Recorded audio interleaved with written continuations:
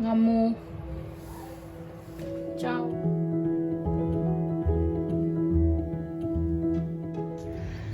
Rồi buộc hải đấy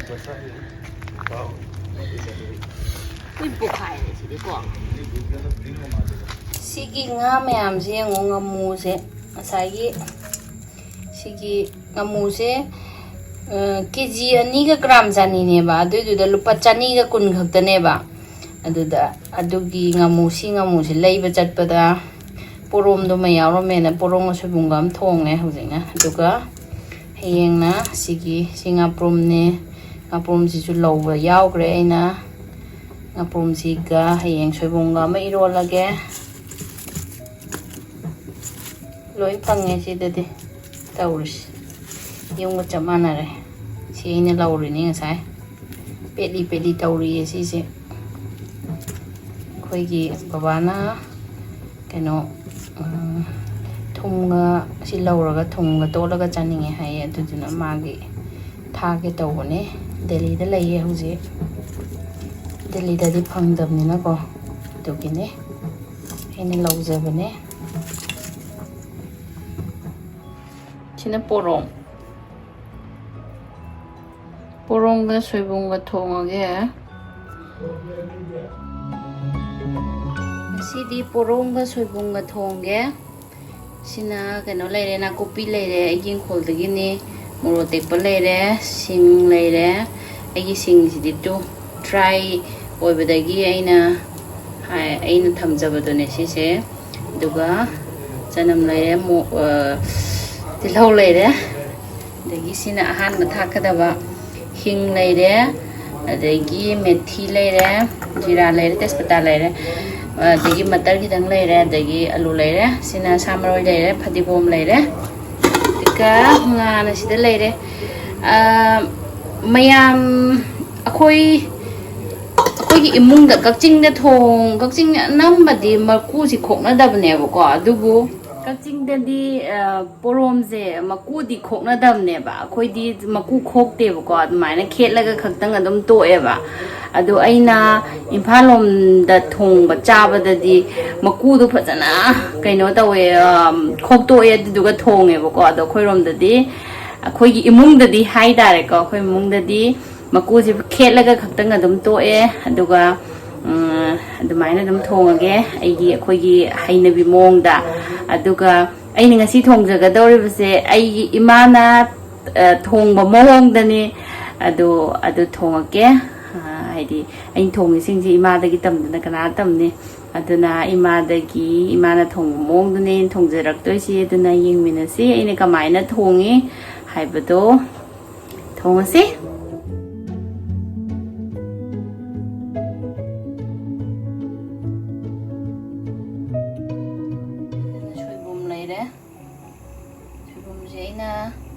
amukdang shaudo laga mahi se loi lauthoga samthokrabane sare tespata adegi methi ne hing ne zira ne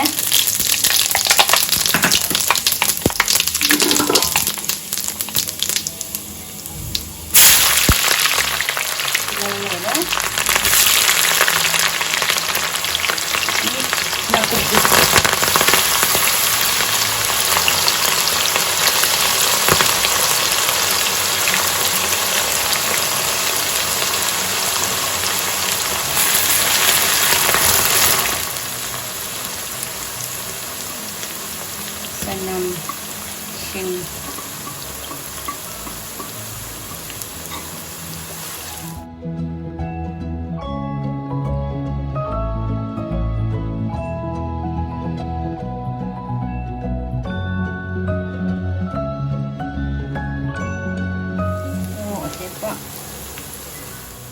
angangba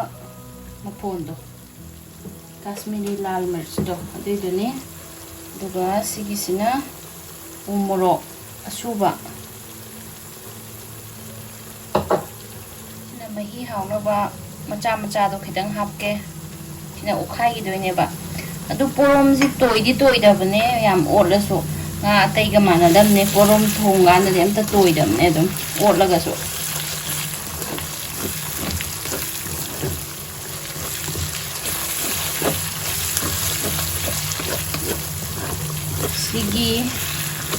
सिदा अना हवाई थ्राप से हापचिल्लौरगे सोयबुम हापचिल्लगे नौमिन्नरगे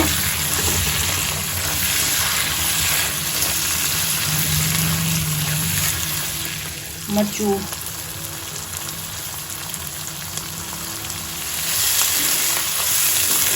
थाक्से मचू फजदे सोयबुम से थाव फजना ngौबीबा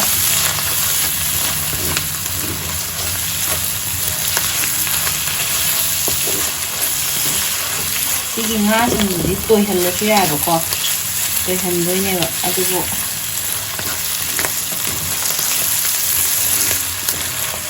इसने तोयिबसना होरेन महीदा महाव लेदेबा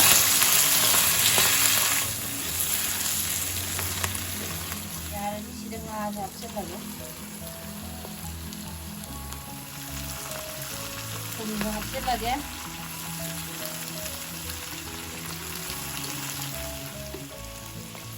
खाइदिसि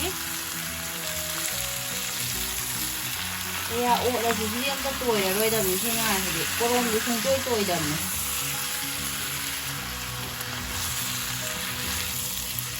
सिदा ngaतंग ngौरगा ngaसिंसि मचुम कंसिलनसे मुंजिलनसे खितंग सुमाइना मही हाप्रिङैदा ngौबीसे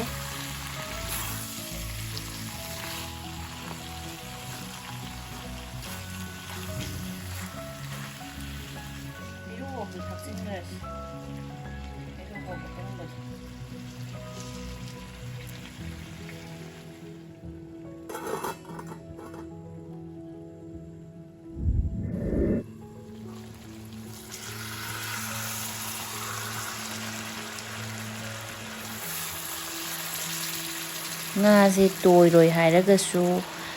tapna tapna otpibako thema themaga haitare ko adana koro koro khaibidaba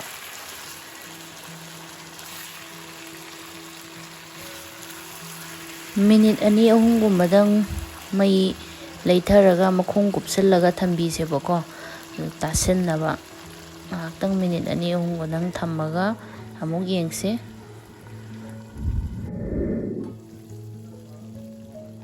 Silasi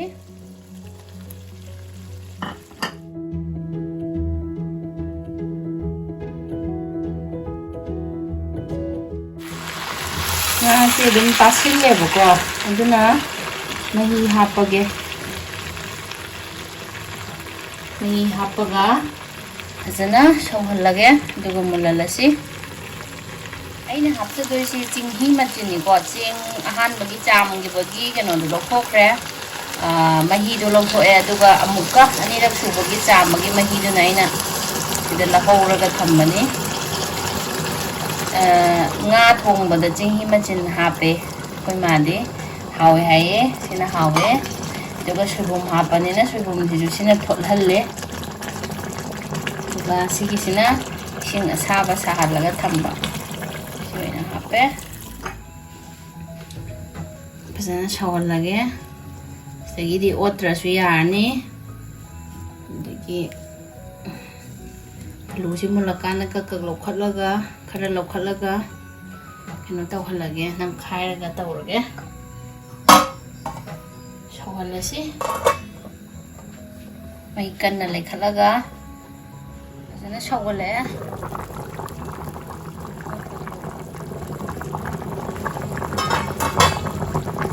sida Macam hidang thake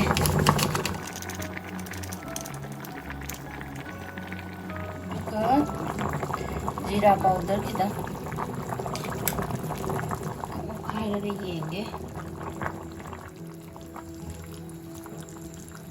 फजरे Mussoorie गुजर है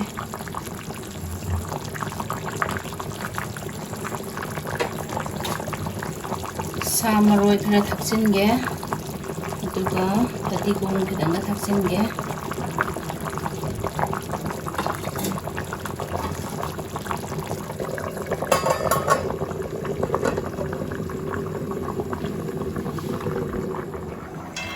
Alusi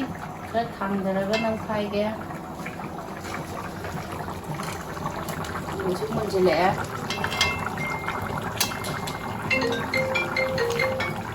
รู้สิเกิดน้ำคายอะไรสมัยนั้นเราคัดแล้วกันน้ำคายเบี้ยวมาทักจะน้ำคายแล้วจีอดมันนั่นหน่อยเดียวสินะเราคัดแล้วกันน้ำคายบีกสินะหน่อย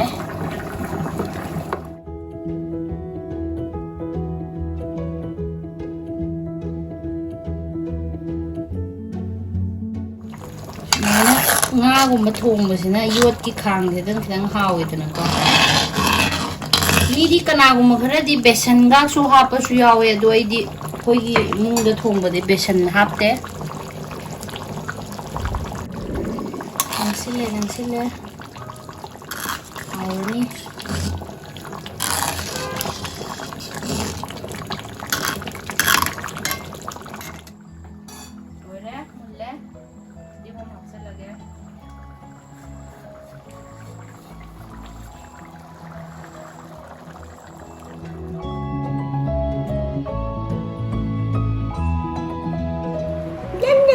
เดี๋ยวก็เท่าปะ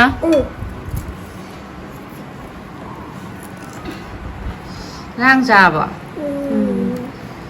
โมยมใช่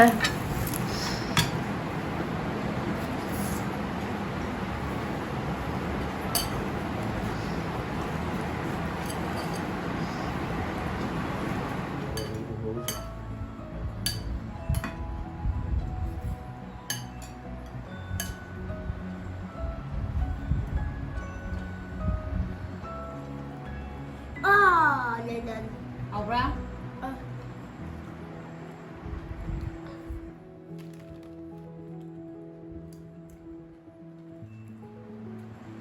ทำเอาแล้วmasih di matang masih ada lotion lagi koi double lotion lagi lo bong di ucara lagi bye